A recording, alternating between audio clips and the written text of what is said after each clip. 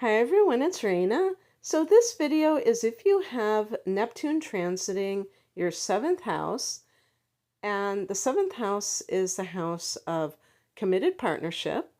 This can include marriage or the equivalent, somebody who is a professional and their client base. Each relationship you develop with clients, or if you're the one who is working with some kind of professional. This is also the house of legal affairs, and this is a house of your public image. Neptune is the planet that rules the 12th house in the sign of Pisces. The 12th house deals with karma or karmic connections, past lives, spirituality in general, like the spiritual dimension. It is a house of solitude, or for some people, it's the house of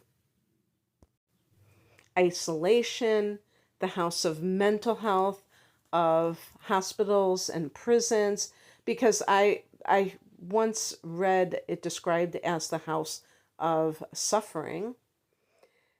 And I don't really like that because it has an overtly negative connotation.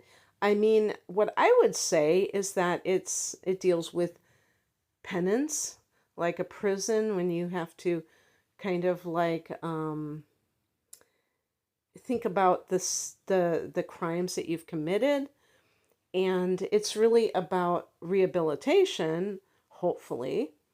And because this is a spiritual house, you could think about that in general, about karma, cause and effect, the things that you do and what happens, the result of those actions. Not punishment, but just results, so that you can learn. It's a learning experience. And this is the house of self-undoing, because Neptune has this connection to fantasy, and sometimes, which can be, it can create the most beautiful art, but it can also create illusion. And illusion doesn't have to be bad, because, if you think about movies, they can be all about this illusion that we all buy into for 2 hours. But I'm talking about, running away from one's problems or escapism.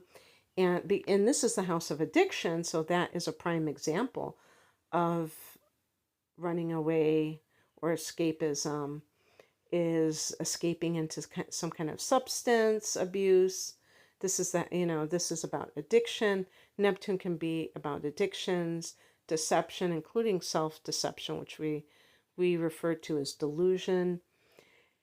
And so that unreality, if you will, but also that pertains to the spiritual dimension, because, and I can get all Sagittarius and philosophical on you and say, well, what is really reality? Is this world reality? Which I don't think it is, and all of that.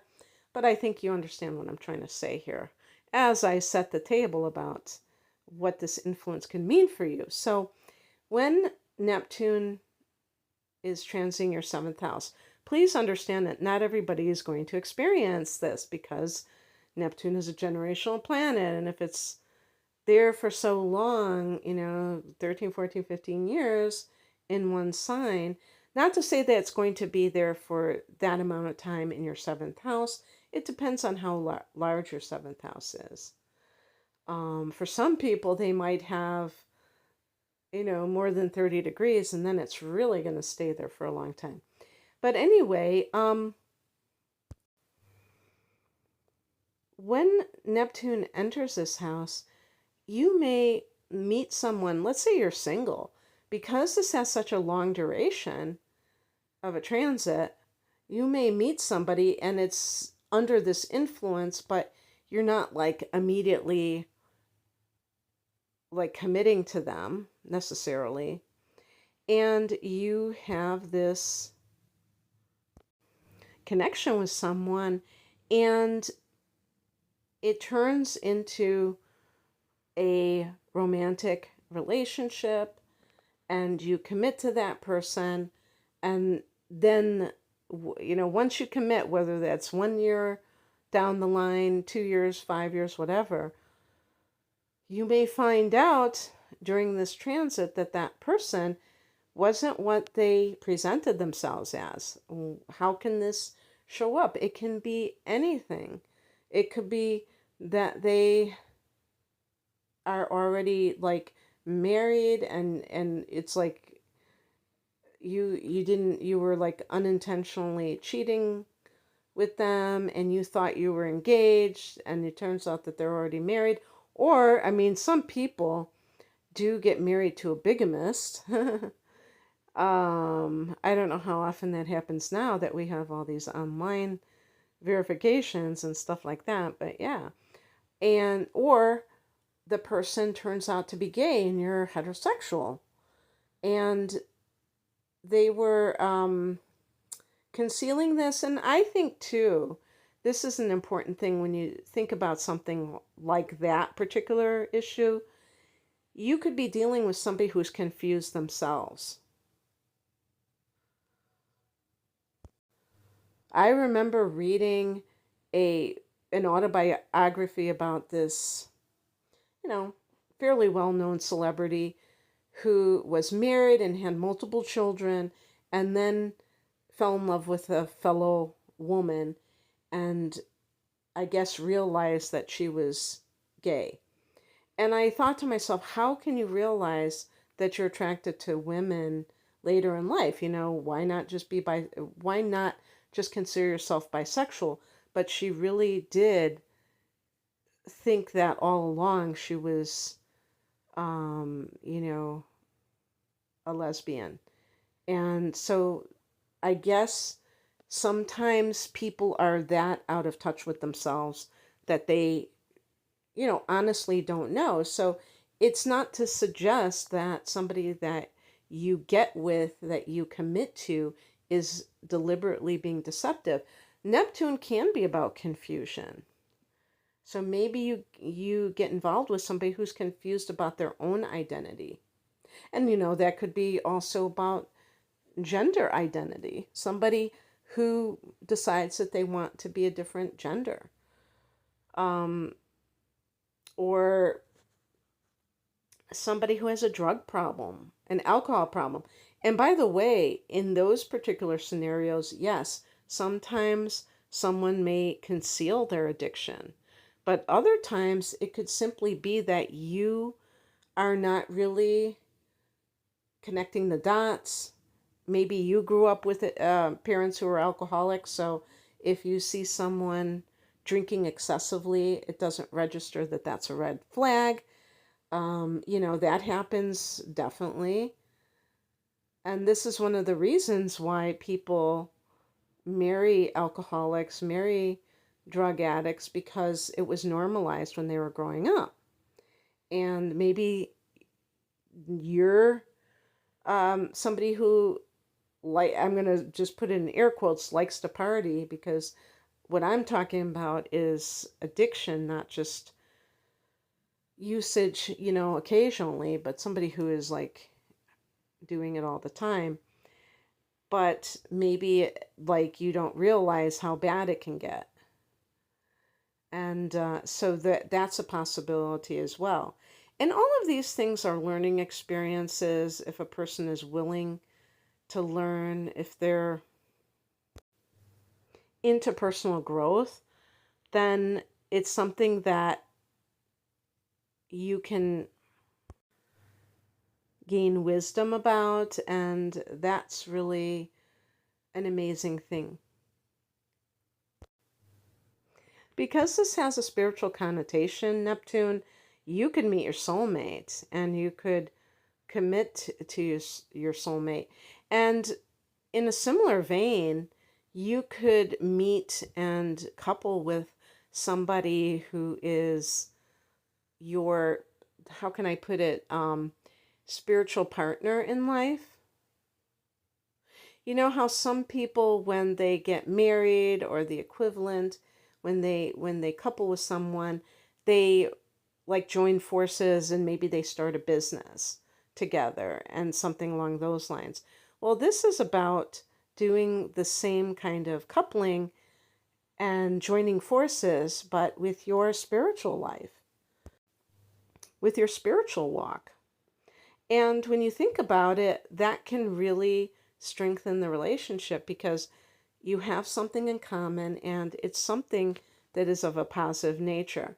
Just like I was talking about addiction, some people get together with another person because they both are heavy drinkers or they are um, drug users. I'm talking about serious drug users, and they can't find people that are at their level. So when they get together, they're like, oh, wow, it's like a partner in crime. But this is actually something that is really positive. So that can be very uplifting for your life in general. This is also the house of open enemies. And it's really interesting because the 12th house that Neptune rules is the house of secret enemies. And so when Neptune is in the 7th house, it could be that the people that are really very openly against you, you're not seeing it. And maybe for some reason there's like this, they always say with Neptune, it's like this gauze, this kind of, you could even say like this mist that covers things. And it can make things very seductive. It can make things seem like they're anything other than what they really are. So be aware of who your true friends are, who your true, like even as a partner or that kind of thing. By the way, a business partner formed during this time, be very careful, vet, because that could be somebody who turns out to be deceptive. They clean out the joint account and, run away to a foreign country or something, never to be seen from again, maybe in some cases. So be careful about that. And it's also in any kind of legal matter because there might be some lawyers or anybody who's associated with legal cases who are not on the up and up. So if you are having to like sue someone or you are being sued, make sure that the person that you hire, that they are adequate and that they are honest. And the other thing too is like if you're already in a relationship before Neptune enters this sector and Neptune enters it, there could be some kind of disillusionment that you have with your partner. Again, some deception on their part. Yes, it could involve things like cheating, and that can make you feel like you didn't have a true relationship to begin with. And it's important to understand that anything that happens that has that generates that kind of feeling within you of like, disillusionment, for instance, that's not necessarily a bad thing. I know that word implies that it's just like you're so dejected by somebody else's behavior, but it really is a teachable moment for all of us because sometimes, and this can happen too when Neptune is in your 7th house, is that you can put, like these kinds of relationships on a pedestal and worship them and over idealize them. And it's important not to do that because the first house, the house that opposes this, is the house of the self. There's a saying, we come into the world alone and we die alone. Some people could argue and say, no, we don't come in alone. We have a mother and we're attached to the mother and we come in through the mother. Or, we don't die alone. There's usually, I mean, maybe sometimes, but usually there are other people around or what have you. But the point is that our souls are individual. Even though we might have a collective soul, we have individual souls, we have individual missions in this world as far as I'm concerned. And so what another person chooses to do doesn't have to be uh, reflective of like your worth or what you need to do, because that might be the cue that you are too enmeshed in someone else and that you have lost yourself. And, there are just certain things that are at risk when Neptune is in this house, because Neptune is about dissolving. Saturn is about very strong boundaries and, delineations, borders, and things like that. And Neptune is the exact opposite. And so it can be somewhat of a danger when you have Neptune in the seventh that you lose your sense of self within that partnership. And it can make you very confused, especially if you are somebody who already has that tendency. You have like identity issues. You tend to be kind of like unsure of who you are and what your purpose is.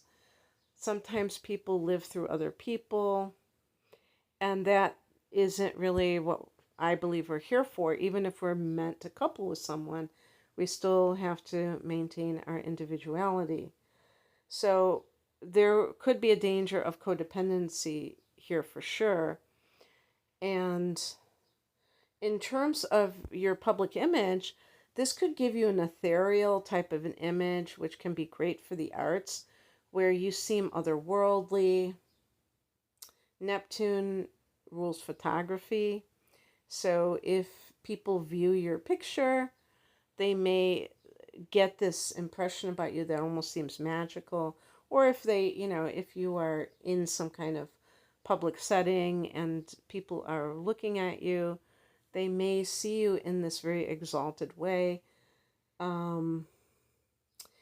But it may also sometimes be confusion where your image in public is kind of disjointed for some reason. And I would say typically that's when somebody's going through a transition and they're not really like whatever image they were creating at one time no longer works for them. And so it's in between those kinds of things. So be careful about manipulative partners, because sometimes I'm not, when we talk about manipulation, I think a lot of times people think of the malignant narcissist who's this gaslighter and tries to get inside somebody's head and, kind of mess with their mind. And yeah, there is that type. But there's also the type that is called the covert narcissist, who is like the victim, who is always suffering, who always has problems. And you might attract somebody like that because that is a Piscean archetype, the victim. And if you attract such a person into your life, it might be that it gets this far, that it is like in the commitment stage because you felt sorry for this person, and that just led to you allowing yourself to be manipulated by, be guilted by such a person, and you end up staying with them when you really don't want to. And that really sucks because obviously you want to be someone who is with someone because you want to be there, not because you feel sorry for them. So if you are dealing with something like this and Maybe you have, like, I'm recording this when Neptune has just gone into Aries, but it is going to go back into Pisces. Let's say you have your seventh house has at least part of Pisces, maybe part of Aries, and you're dealing with this currently. Think about if that is something that rings true for you, because you might really feel like it's all about you, that you're doing something wrong, and you're second guessing yourself in terms of the way you've been handling somebody else's need to manipulate because they're trying to have control over the situation. But yeah, at its best, it can create or attract a relationship that is operating at the highest level. So, anyway, that's what I have for you. I hope that this resonated. If you would like a private reading, the link is below. Take care. Bye.